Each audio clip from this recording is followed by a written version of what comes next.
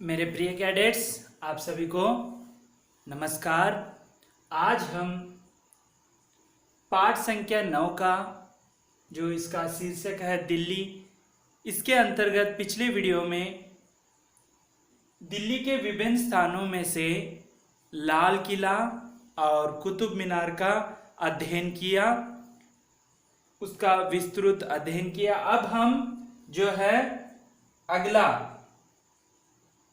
संसद भवन जो गोलाकार है, इसके बारे में हम अध्ययन करेंगे। संसद भवन जो है, इसमें मुख्य रूप से दो प्रकार के जो है ऊपरी सदन और निचला सदन। जैसे ऊपरी सदन में यानी ऊपर नहीं, अंदर ही दो सदन हैं, जैसे कि राज्यसभा और लोकसभा। राज्यसभा की संख्या होती है 245, राज्यसभा की जो है संख्या है, और इसमें 12 सदस्यों को जो है राष्ट्रपति चुने जाते हैं। बाकी के जो हैं विधान परिषद विधानसभा के सदस्य जो हैं चुनते हैं, और वहाँ के जो विधानसभा और विधान परिषद की संख्या के अनुसार जो जिन जिन राज्य में सदस्यों की संख्या राज्यसभा के लिए जो है चुनायित किए जाते हैं, उनकी संख्या। तो उसके बाद इसकी अवधि 2 वर्ष होती है राज्यसभा की, और यहाँ पर प्रति 2 वर्ष के बाद यहाँ पर चुनाव होता है, इस प्रकार। और दूसरा है लोकसभा। लोकसभा की संख्या है 545, और लोकसभा भारतीय संसद का निचला सदन है। और देखिए यहाँ पर लोकसभा जो है 5 वर्ष का इसकी अवधि होती है, 5 वर्ष की। और यहाँ पर जो है इसके चुनाव कैसे होते हैं, जैसे 18 साल के जो वोटिंग कार्ड है वे इनको चुनते हैं, उनके द्वारा चुने जाते हैं। और जिसकी बहुमत होती है, जिसकी पार्टी की बहुमत होती है, वही सत्ता यहाँ पर स्थापित करता है लोकसभा में। और इनमें से एक नायक को प्रधानमंत्री बनाया जाता है, अन्यों को अन्य पद दिया जाता है। और अब प्रस्तुत जो लोकसभा के नायक है यानी प्रधानमंत्री जो कहते हैं हम, श्री नरेंद्र मोदी जी हैं। और इस प्रकार संसद के 2 भवन हैं, जैसे 2 यहाँ पर लोकसभा और राज्यसभा को आप देख सकते हैं। उसी प्रकार इसके थोड़ी बहुत हम जानकारी यहाँ पर भी किस प्रकार है उसे देखेंगे। नई दिल्ली की शोभा अनोखी है। अनोखी यानी विस्मयकारी, यानी देखने के लिए अनमोल है जो शोभा है इसकी दिल्ली की। जिसे भारत सरकार का सचिवालय यहीं पर है। सचिवालय मैंने बताया ना, दिल्ली में तीनों जो हैं वहाँ पर मुख्यालय जो है, कार्यपालिका, संसद और न्यायपालिका, तीनों जो मुख्यालय यहाँ पर ही हैं। संसद भवन बड़ा रमणीय है। रमणीय यानी जो देखने के लिए बहुत ही आकर्षक कहे जा सकते हैं। यह गोलाकार सदन संसार में निराला है। इसका देखिए चित्र कैसा है, यहाँ पर आप देख सकते हैं गोलाकार है, ठीक है। उसी प्रकार लोकसभा मैंने अभी बताया आपको, जैसे राज्यसभा के अधिवेशन इसी सदन में होते हैं। देखिए लोकसभा हो राज्यसभा हो, यहाँ पर जो है आजकल महामारी विश्व में महामारी जो चल रही है कोविड-19 की, यहाँ पर भी किस प्रकार हम लॉकडाउन करें, सभी राज्यों में किस प्रकार लॉकडाउन होना चाहिए, अनलॉक कैसे करना है, यहाँ पर पूरी जो है लोकसभा में हो राज्यसभाओं में चर्चाएं करते हैं। जो सभी संसद हैं यहाँ पर, एमपी हो, ये सभी यहाँ पर जो हैं चर्चा करते हैं, नए नए कानून यहाँ पर लाते हैं, ठीक है, बनाते हैं, लाते हैं, ठीक है। तो इस प्रकार इसकी थोड़ी बहुत हम संसद भवन की जो छोटी सी एक वीडियो है उसे हम देखकर और इसका विस्तृत अध्ययन करेंगे, जो इस प्रकार है। ये दोस्तों, आइए आज हम बात करते हैं संसद भवन के बारे में। संसद भवन का निर्माण 1921 से 1927 के दौरान किया गया था। संसद भवन नई दिल्ली का बहुत ही शानदार इमारतों में से एक है। यह विश्व के किसी भी देश में विद्यमान वास्तुकला का एक उत्कृष्ट नमूना है। इसकी तुलना विश्व के सर्वोत्तम विधान भवनों के साथ की जा सकती है। यह एक विशाल वृत्ताकार भवन है। इसका व्यास 508 फुट तथा घेरा 533 मीटर है। यह लगभग 6 एकड़ क्षेत्र में फैला हुआ है। भवन के 12 दरवाजे हैं। पहली मंजिल पर खुला बरामदा हल्के पीले रंग के 144 चित्ताकर्षक खंभों की कतार से सुसज्जित है। प्रत्येक खंभे की ऊंचाई 27 फुट है। भले इसका डिजाइन विदेशी वास्तुकारों ने बनाया था, इस भवन का निर्माण भारतीय सामग्री से तथा भारतीय श्रमिकों द्वारा किया गया था। तभी इसकी वास्तुकला पर भारतीय परंपराओं की गहरी छाप है। इस भवन का केंद्रीय कक्ष सेंट्रल हॉल का विशाल वृत्ताकार ढांचा है। केंद्रीय कक्ष के गुंबद का व्यास 98 फुट तथा इसकी ऊंचाई 118 फुट है। विश्वास किया जा सकता है कि यह विश्व के बहुत शानदार गुंबदों में से एक है। भारत की संविधान सभा की बैठक 1943 से लेकर 1949 इसी कक्ष में हुई थी। 1947 में अंग्रेजों से भारतीयों के हाथों में सत्ता का ऐतिहासिक हस्तांतरण भी इसी कक्ष में हुआ था। इस कक्ष का प्रयोग अब दोनों सदनों के अभिभाषण के लिए किया जाता है। कक्ष राष्ट्रीय नेताओं के चित्रों से सजा हुआ है। केंद्रीय कक्ष के 3 ओर लोकसभा, राज्यसभा और ग्रंथालय के 3 कक्ष हैं। उनके बीच सुंदर बगीचा है जिनमें हरी घास के लॉन तथा फव्वारे हैं। इन तीनों कक्षों के चारों ओर एक 4 मंजिला वृत्ताकार इमारत बनी हुई है, जिसमें मंत्रियों, संसदीय समितियों के सभापतियों और पार्टी के कार्यालय, लोकसभा तथा राज्यसभा सचिवालय के महत्वपूर्ण कार्यालय और संसदीय कार्य मंत्रालय के कार्यालय भी यही है। पहली मंजिल पर 3 अन्य कक्षों का प्रयोग संवाददाताओं द्वारा किया जाता है। संसद भवन के पूर्व तल पर गलियारे की बाहरी दीवार पर अनेक दिव्य चित्रों से सजाया गया है, जिनमें प्राचीन काल से भारत के इतिहास तथा पड़ोसी देशों के साथ भारत के सांस्कृतिक संबंधों को प्रदर्शित किया गया है। लोकसभा के कक्ष में आधुनिक ध्वनि व्यवस्था है। दीर्घाओं में छोटे-छोटे लाउड स्पीकर लगे हुए हैं। संसदीय माइक्रोफोन के पास आए बिना ही अपनी सीटों से बोल सकते हैं। राज्यसभा कक्ष लोकसभा कक्ष की भांति है। यह आकार में छोटा है, जिसमें 250 सदस्यों के बैठने के लिए स्थान है। केंद्रीय कक्ष के दरवाजों के ऊपर हमें पंचतंत्र से संस्कृत का एक पद्यांश देखने को मिलता है, जिसका अर्थ है यह मेरा है तथा वह पराया है। इस तरह की धारणा संकीर्ण मन वालों की होती है, किंतु विशाल हृदय वालों के लिए सारा विश्व ही उनका कुटुंब होता है। वासुदेव कुटुंबकम। दोस्तों, मुझे उम्मीद है इस प्रकार हमने संसद भवन का जो है विस्तृत अध्ययन किया। अगला जो दिल्ली के अंतर्गत आने वाला जो स्थान है राष्ट्रपति भवन। राष्ट्रपति जो भारत के पहले प्रजा माने जाते हैं, हमारे आज के यानी इस जो है राष्ट्रपति श्री रामनाथ कोविंद जो 14वें राष्ट्रपति बने हैं और राष्ट्रपति भवन में ही उनका निवास स्थान है। इसकी जानकारी देखेंगे अब हम। राष्ट्रपति भवन भारत के राष्ट्रपति का निवास स्थान है। राष्ट्रपति देश विदेशों के अपने अतिथियों का आदर सत्कार यहीं पर करते हैं।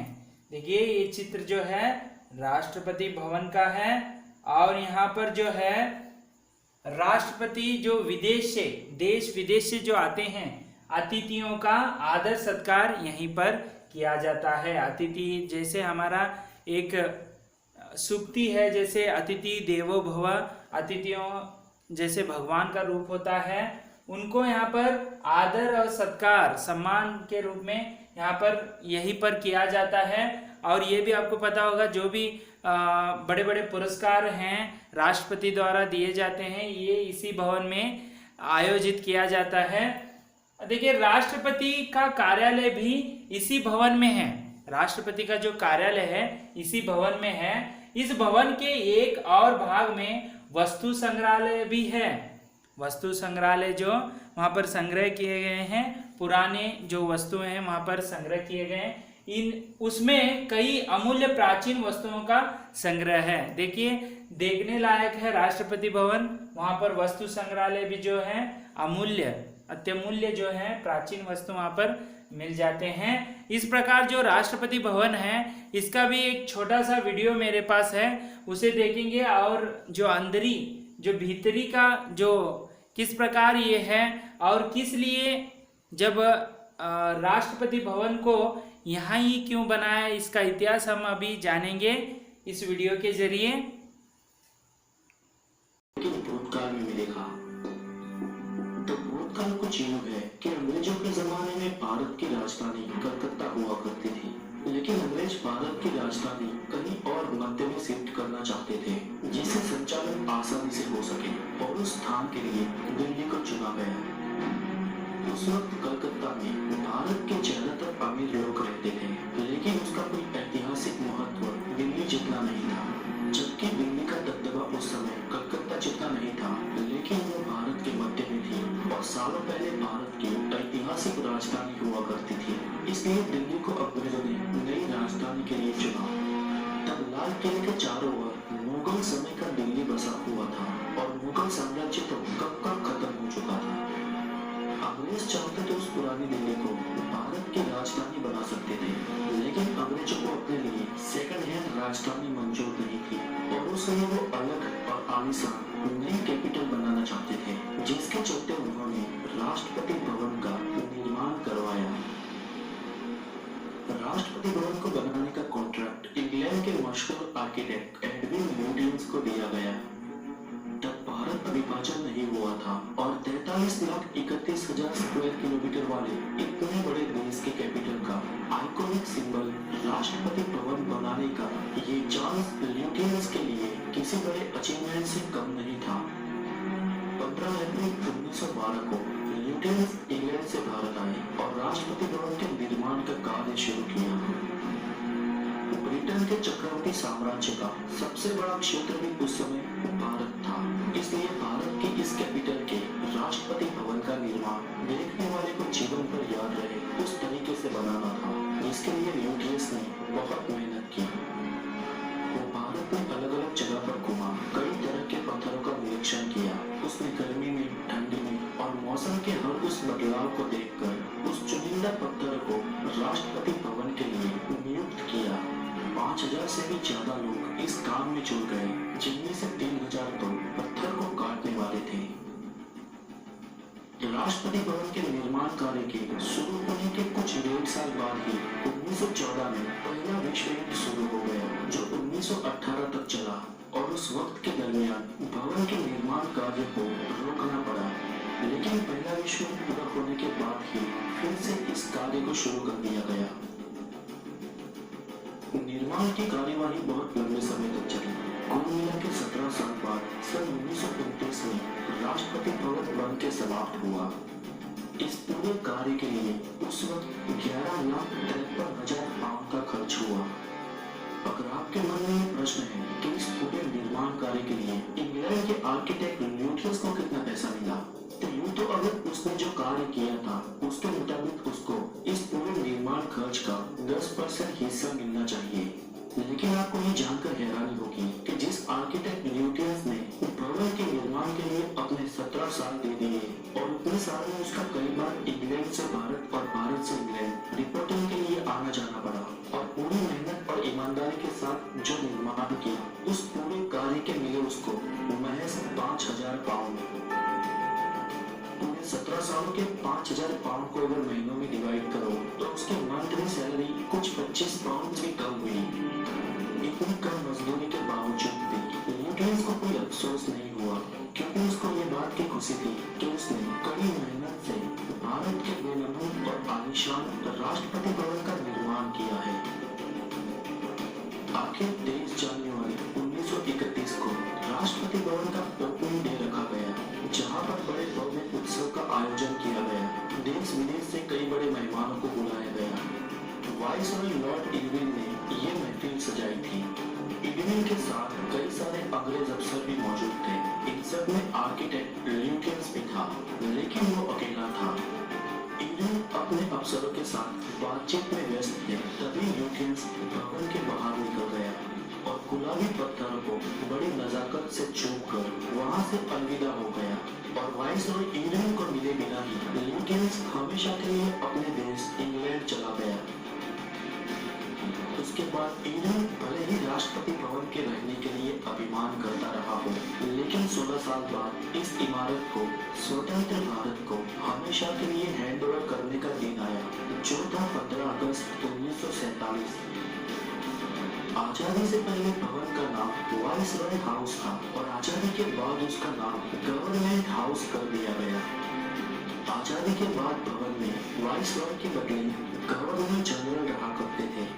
सबसे पहले लॉर्ड माउंटबेटन और उसके बाद राजगोपालाचारी वहां पर रहे, लेकिन आजादी के लगभग 3 साल बाद भवन का नाम फिर से बदल के हमेशा के लिए राष्ट्रपति भवन रख दिया गया, जिसमें भारत के सबसे पहले राष्ट्रपति डॉक्टर राजेंद्र प्रसाद 26 जनवरी 1950 के दिन रहने के लिए गए। और इतने बड़े भवन के ठाठ को देखकर उस सीधे साधे राष्ट्रपति को आश्चर्य हुआ। आज उस आश्चर्य के साथ महासुख की अनुभूति विदेश से हमारे देश आए कई वीवीआईपी मेहमानों को मिल रही है, जिनका स्वागत राष्ट्रपति भवन के इस आलीशान महल में किया जाता है। दुनिया की सबसे बड़ी लोकशाही के रूपों को देखकर उसके राष्ट्रपति का निवास स्थान भी बेनमून होना चाहिए। दुनिया का सबसे महंगा और सबसे बड़ा ये राष्ट्रपति भवन इस मामले में बेजोड़ है। आज राष्ट्रपति भवन में 750 से भी ज्यादा लोग काम करते हैं। हमारे राष्ट्रपति भवन में आज कई उपहार संग्रहालय भी है, जिसमें बहुत सारी कीमती और एंटीक चीजों को रखा गया है। उनमें से एक 640 किलोग्राम की कुर्सी भी शामिल है, जो नकद चांदी की है। वहाँ पर कई सारी दुर्लभ पुस्तकें हैं, कई भारतीय ग्रंथ और बहुत सारी प्राचीन वस्तुएं हैं, जो आज भारत की धरोहर है। यहाँ पर आज हमारे राष्ट्रपति उन कमरों में नहीं रहते जहाँ पर पहले वाइसरॉय रहा करते थे, बल्कि उन कमरों में रहते हैं जो कमरे मेहमानों के लिए उपलब्ध थे। हर शनिवार की सुबह 10 बजे यहाँ चेंज ऑफ गार्ड समारोह आयोजित किया जाता है, जो आम जनता के लिए खुला होता है। इस समारोह को देखने के लिए आपको सिर्फ अपना पहचान पत्र साथ में रखना होता है। आज के लिए इतना ही, और अगर आप नए हैं तो हमारे चैनल इस प्रकार आज हमने जो है वीडियो के ज़रिए इसका इतिहास कैसे निर्माण हुआ, किस लिए निर्माण हुआ, इसका हमने अभी अभी वीडियो में देखा। तो राष्ट्रपति भवन जो है, आज यहाँ पर राष्ट्रपति रहते हैं, उनका कार्यालय भी यहाँ पर बना हुआ है। विदेश से आए अतिथियों को यहाँ पर स्वागत किया जाता है, वस्तु संग्रहालय है। उसके साथ साथ यहाँ पर जो और एक बात है, जो जितने भी महान पुरस्कार हैं, जैसे खेल रत्न हो, जैसे पद्म भूषण, पद्म विभूषण, कुछ भी जो है यहाँ पर जितने भी पुरस्कार हैं, आदि पुरस्कार यहाँ पर राष्ट्रपति भवन में ही भव्य जो है अलंकृत करके उनको, जैसे सेना से संबंधित मेडल हो, यहाँ पर आयोजन किया जाता है इस राष्ट्रपति भवन में और उनको प्रदान किया जाता है। तो इस प्रकार आज हमने जो है एक तो संसद भवन, उसके साथ साथ राष्ट्रपति भवन का अध्ययन किया। इसके साथ साथ दिल्ली में इसके अलावा राजघाट वहां पर देखने को मिलता है, शांतिवन, जंतर मंतर, यहाँ पर बहुत सारे यहाँ पर आंदोलन किए गए हैं।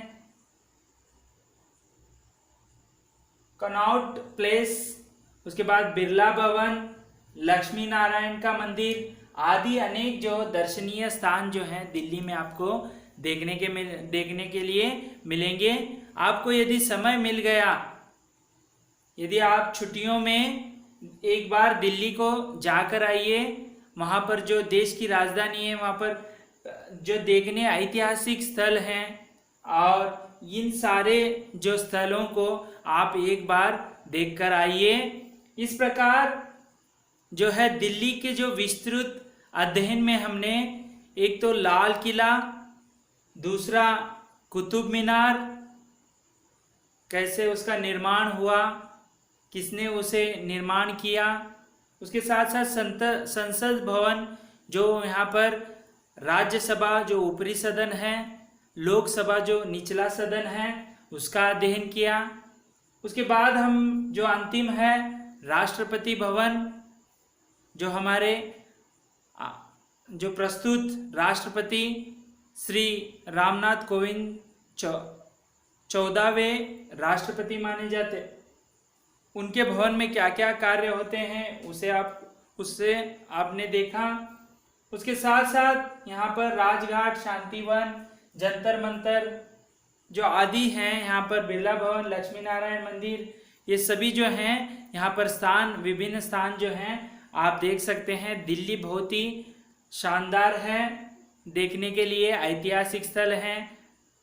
आप एक बार जो इस प्रकार इस पाठ के अंतर्गत पूरी जो जानकारी है स्थलों की वीडियो के जरिए, साथ साथ यहाँ पर दिए गए कुछ जानकारी के साथ आप इस पाठ का विस्तृत अध्ययन किया, तो अब हम इसके जो प्रश्नोत्तर पर चर्चा है वो अगले वीडियो में करेंगे। तब तक के लिए धन्यवाद।